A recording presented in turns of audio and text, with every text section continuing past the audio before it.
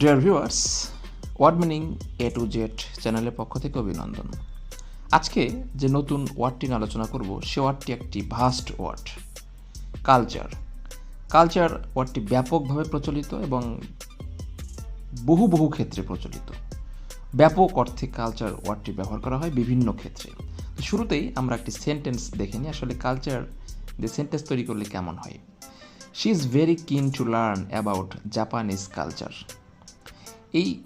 এখানে লক্ষ্য করুন যে শি ইজ ভেরি কিন to learn about Japanese culture, অর্থাৎ এর বাংলাটা এরকম দাঁড়ায়, তিনি জাপানি সংস্কৃতি সম্বন্ধে বা সম্পর্কে জানতে খুব আগ্রহী।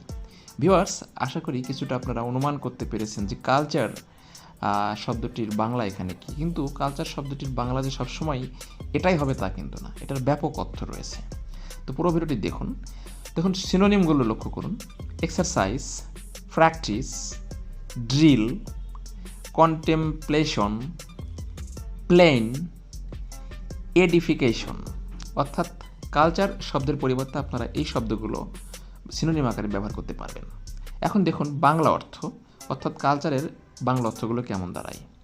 কালচারের সাধারণত বাংলা অর্থ আমরা সবাই জানি সংস্কৃতি, কিন্তু সংস্কৃতি ছাড়াও এটার ব্যাপক অর্থ রয়েছে। সেগুলো হচ্ছে কৃষ্টি, চর্চা, শিক্ষা, পরিশীলন, অনুশীলন। এছাড়া আমরা ঐতিহ্য বা অনেক কিছু বাংলা ইংরেজি হিসেবে কালচার শব্দটা ব্যবহার করতে পারি।